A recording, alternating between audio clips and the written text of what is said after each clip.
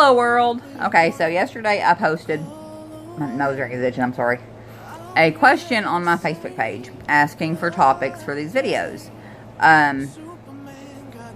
Because right now, yeah, I'm just I want to hear from the normies. I know about bipolar disorder. I know things I could post about. I want to know what other people want to know. My sister actually posted the winning question for this topic, so this one's Mandy's video. She asked, what can you do if you love someone with bipolar disorder to help them, and what not to do that you might think helps but doesn't really actually help? It can just make things worse. That's a complicated question. Both of them are, because not everybody's the same. Like I stressed yesterday, you know, not one person is going to be affected the same way by different treatments. And it's the same way with behaviors. Okay. I'm going to go into this topic later, but there are more than one different types of bipolar. You got bipolar 1 disorder, bipolar 2 disorder, cyclo something or another disorder, and then you always got undefined. There's different characteristics for each one. Me, I'm top of the line. I'm platinum edition. Bipolar 1 disorder with psychosis and borderline personality disorder. I don't broach in the borderline personality disorder too much, just because it has a lot of the same symptoms as bipolar disorder, just not as intense, with a few other things that bipolar disorder does not have. So I'm BPD times 2. Anyway, back to the subject at hand. Loving somebody with bipolar disorder is hard. It is difficult. It's a challenge. Personally, I'm aware that I'm difficult.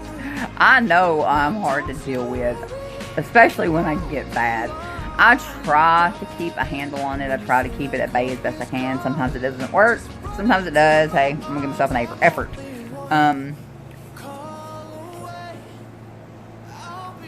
I'm blessed that my family has educated themselves. And again, that's something I cannot stress to you enough if you're listening. If you love somebody who has bipolar disorder, educate yourself. That is the best thing you can do for them. Learn about this disorder. Try to, learn what may be possibly going on with them. You might not figure out what's going on with them. You will never know what's going on inside our heads. But if you educate yourself, you know how to be more supportive.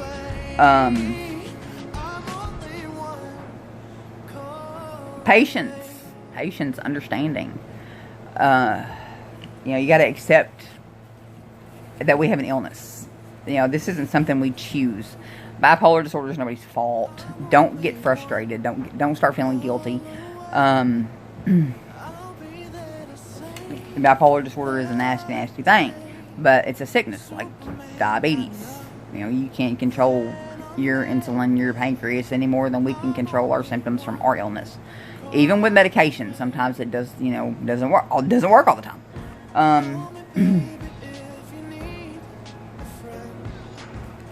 Sometimes I need me time. Even if it's just locking myself up in the bedroom for a little while. Don't come knocking on the door every 10-15 minutes asking me if I'm okay. I might not be okay at that moment, but I will be. I just need to be left alone. I've got to regroup.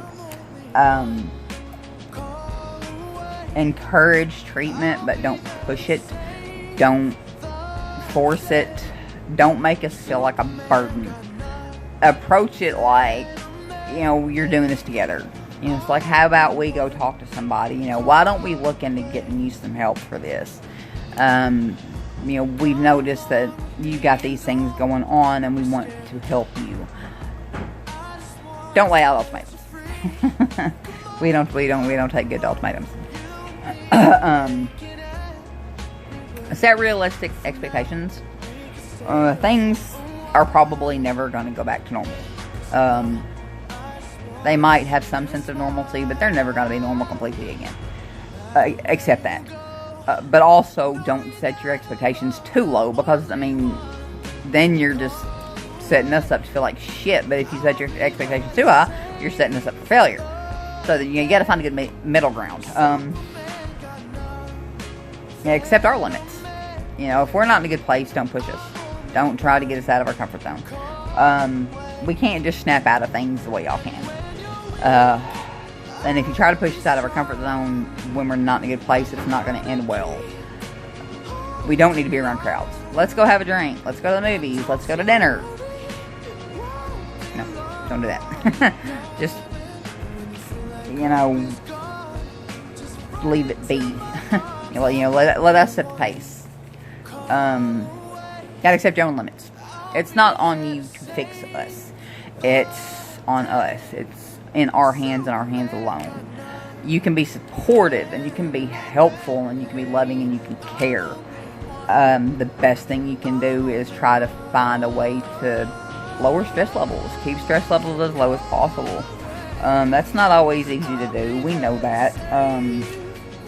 And if that's going to happen, I do try to avoid those situations if I can. Sometimes I can't, and I make the best of it. Communication. That's a difficult one. Because it's actually on a later sheet, but I'm going to go ahead and get into it. Voice your concerns, but do it in a gentle way. You know, you choose your words wisely. Tone and inflection mean a lot. You can say the most loving and caring thing, but if it comes out the wrong way, it's just gonna snap us. It's just gonna flip us off. You know, it's just gonna make us go the other direction. Talk to us.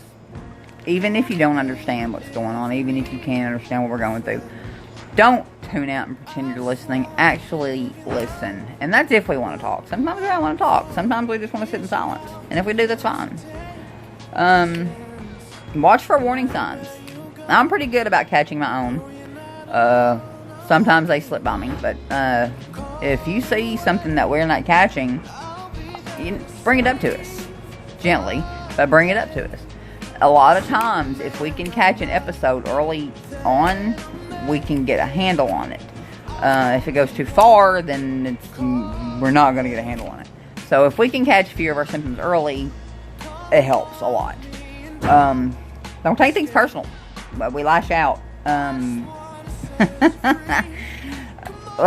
list of words, terminology that has been used to describe us. Hurtful, cruel, aggressive, hostile, irritable, moody. Don't take it personal. We don't mean it. Those are our symptoms. It's not us. And trust me, we feel like shit afterwards. We can be very, very hurtful and not mean it. I know I can be. And I do. I feel really bad when it happens. I mean, because I'm horrible. I'm horrible, horrible, horrible. Prepare for destructive behavior. Talk to us when we're actually well, and try to come up with some steps, that can be taken to protect us and protect everybody else. Because if we get bad enough, yes, we can be dangerous. Matter of fact, a little funny story here. My old psychiatrist asked my husband one time, "Do you have your weapons locked up?" And Bobby tells him, he was like, "Well, yeah, I got the guns and the knives locked up, but what are we going to do about the forks, the spoons, the butter knives, the pins, and her teeth?" And my Dr. Sandy looks at him like he's crazy. He's like, "My wife will stab you in the neck and watch you bleed to death." He goes, "She'll even open up the pin so it goes quicker." My shrink loved that. I'm really glad I didn't stay with him too long.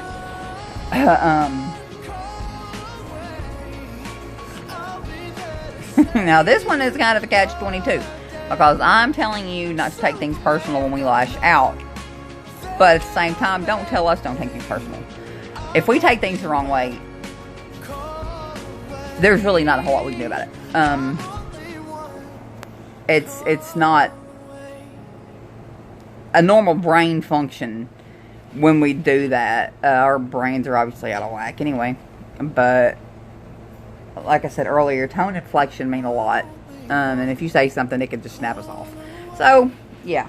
Where am I at? Oh, yeah. So don't tell us to take things personal. That's just going to piss us off. Especially does me. And don't fucking patronize me. I hate being patronized.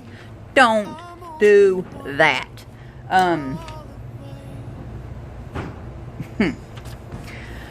Here's a fun one. If I look like I'm having a hallucination, be it auditory, be it visual, be it, touch, feeling, whatever, you can acknowledge that I'm having a hallucination. Please don't acknowledge the hallucination. Don't start looking around the room for shit. Don't start looking where I'm looking. Don't start listening for what I'm listening to, please. Because acknowledging that I'm having a hallucination is one thing. That's acknowledging, okay, something's going on, whether right now, let's just see where it goes. As far as acknowledging the hallucination itself, it makes it very real. And as I've said before, I have some very terrifying and scary hallucinations. So if it becomes real for me, it's absolutely just debilitating. It's terrifying. Anyway, that's all I'm going to go into about that, because I really don't like talking about my hallucinations. And now here is a painful one for me that I don't need these fucking cheat sheets for. If I'm having an episode or a spell or an anxiety attack or something like that, I don't like to be touched. So you can just imagine how heartbreaking it is for me, for my mother to ask permission to hug me. Okay, sorry, I had to pause that for a second. Oh yeah, the whole touch thing. I don't like to be touched. Don't put your hand on my shoulder. Don't grab my arm. Don't try to hold my hand. Don't put your hand on my knee. Don't do that. And then, like I said, it's so heartbreaking that my own mother has to ask my permission to hug me sometimes. And you have no idea how much that hurts that she has to do that. And I wish she didn't, but it's fact of life. Sometimes I tell her yeah, sometimes I tell her a short one, and sometimes I have to tell her no. Just because I can't stay in touch, and I don't. It's hard to explain unless you've been there. So yeah. Anyway, that subject is a little bit sore for me, so I think I'm going to end the video there. Questions, comments, hit them below. Like, subscribe, share, do the whole shebang. You know the thing. Mwah. I love you all.